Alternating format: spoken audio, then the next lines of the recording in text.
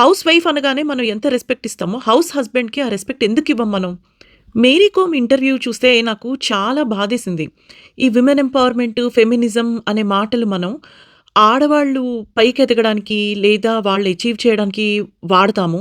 వాళ్ళ ఇండిపెండెన్స్‌కి వాడతాము, రికగ్నిషన్‌కి వాడతాము. Which is very nice. Mary Kom is an inspiration for all of us. కానీ ఆవిడ ఒక ఇంటర్వ్యూ ఇచ్చారు. దానిలో ఏమన్నారో ఒకసారి చూద్దాం. कहाँ सक्सेसफुल करियर? खोज में सक्सेसफुल करियर है ही नहीं। गली गली में फुटबॉल खेलते हैं, आप लोग भी खेलते हैं ना, खेला। अब आप सुनील छेत्री बन गया, शादी किया, मेरा अर्निंग से सब कुछ मिल गया, 1 रुपया भी नहीं कमाया। ये कौन होता है ये लड़का?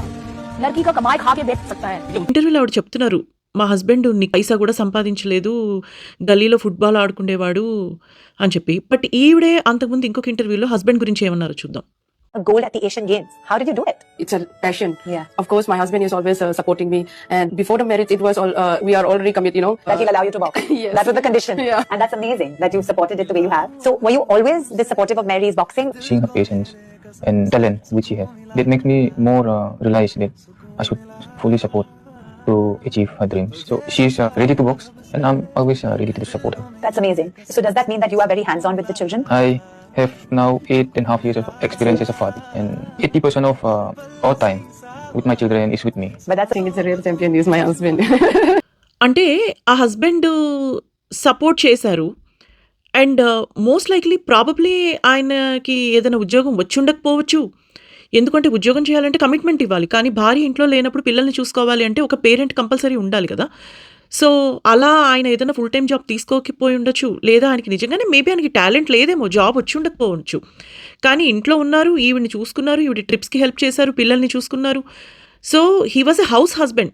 హౌస్ వైఫ్ అనగానే మనం ఎంత రెస్పెక్ట్ ఇస్తామో, హౌస్ హస్బెండ్‌కి ఆ రెస్పెక్ట్ ఎందుకివ్వం మనం? ఎందుకు సొసైటీ మగవాడు పని చెయ్యాలి, డబ్బులు తేవాలి, ఇల్లుని రన్ చెయ్యాలి అని ఆలోచిస్తారు? ఎందుకు ఒక మగవాడు నేను పని చేయలేను, ఇంట్లో కూర్చుంటా అంటే యాక్సెప్ట్ చేయలేరు? కొంతమంది మగవాళ్ళకి ఇష్టం ఉండకపోవచ్చు, పరిస్థితుల ప్రభావం అవ్వచ్చు, ఆరోగ్యం అవ్వచ్చు, ఏదైనా అవ్వచ్చు. కానీ ఆ మగవాడు పని చెయ్యాలి అని సొసైటీ ఎందుకు ఎక్స్‌పెక్ట్ చేస్తుంది? పని చేయకపోతే దద్దమ్మ, చెమట, పనికిరానివాడు అని ఎందుకు అంటుంది? These are very disheartening to see. And balance అనేది ఇలాంటి టైంలోనే మనం కోల్పోతాము.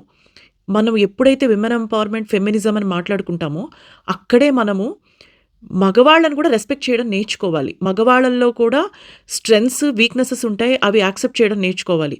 నేర్చుకోనంత కాలం మన ఫెమినిజంకి వాల్యూ ఉండదు. అండ్ ఆ ఫెమినిజం అనేది అటు ఇటు ఇంబాలెన్స్‌గానే ఊగుతుంది. మీరేమంటారో కామెంట్స్‌లో రాయండి. Let us learn to give respect to everyone.